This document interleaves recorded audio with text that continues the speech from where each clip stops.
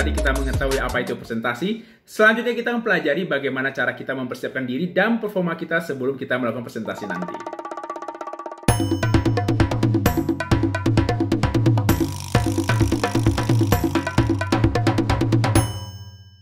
Sebagai persiapan diri dan performa, ada 6 poin penting yang perlu kita perhatikan. Yang pertama, mengenali diri sendiri. Sebelum Anda memulai presentasi, kenali kualifikasi dan sejauh mana Anda mengenal bidang yang akan Anda sampaikan nanti. Pelajari kembali apa yang akan Anda sampaikan kepada audiens nanti. Coba tanyakan hal-hal berikut pada diri Anda sendiri. Mengapa saya? Apa yang mereka dapatkan setelah mendengarkan saya?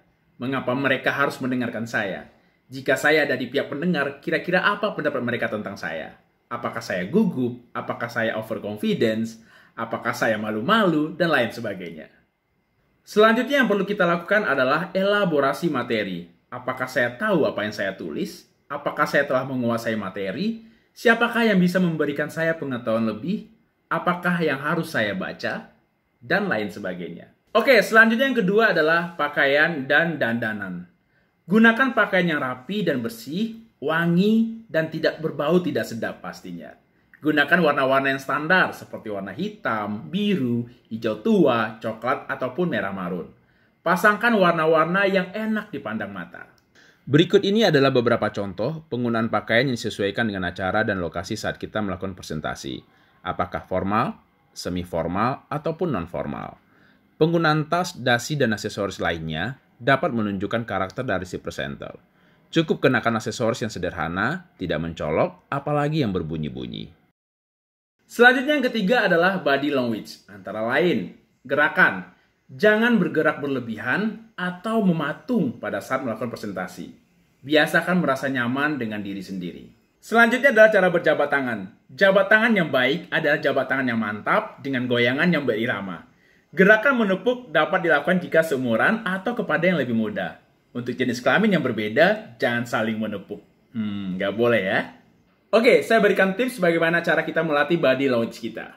Lakukan self-presentation di depan cermin atau rekam dengan handphone dan tonton sendiri. Dari situ kita bisa pelajari dan perhatikan apa menjadi kekurangan kita dan apa yang perlu kita tingkatkan untuk presentasi nanti. Kemudian yang keempat adalah posisi. Bagaimana posisi kita ketika kita berbicara di depan orang banyak? Ambil sikap yang berbeda. Don't read slide. Jangan membaca slide terus-terusan. Tidak membentak atau berbisik. Yang kelima adalah suara dan artikulasi. Pada saat diskusi, pastikan semua peserta dapat saling mendengar dan berbicara. Buat lokasi yang memudahkan kita untuk saling melihat mata.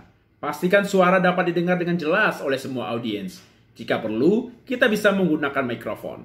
Pelankan ritme untuk membahas hal-hal yang perlu mendapatkan perhatian. Keraskan suara jika berkaitan dengan aturan-aturan baku ataupun standar. Jika akan membahas materi yang berbeda, berikan jeda atau berpindah topik. Selanjutnya kita juga perlu mengendalikan diri pada saat kita berbicara. Misalnya, mengatakan atau mengucapkan kata yang berulang-ulang. Sebelum saya mulai, mohon izin sebelumnya, atau terlalu sering mengucapkan kata maaf. Maaf sebelumnya saya minta maaf boleh saya perkenalkan diri, maaf saya buka laptop, dan lain sebagainya. Kemudian poin ke-6 yang perlu kita pelajari untuk meningkatkan performa kita dalam presentasi adalah empati. Kita harus bisa merasakan pendengar kita. Tingkatkan kemampuan kita dalam merasakan orang lain. Kita harus bisa mengenali ekspresi berbagai manusia. Baca buku-buku psikolog populer atau artikel atau referensi mengenai hubungan antar manusia.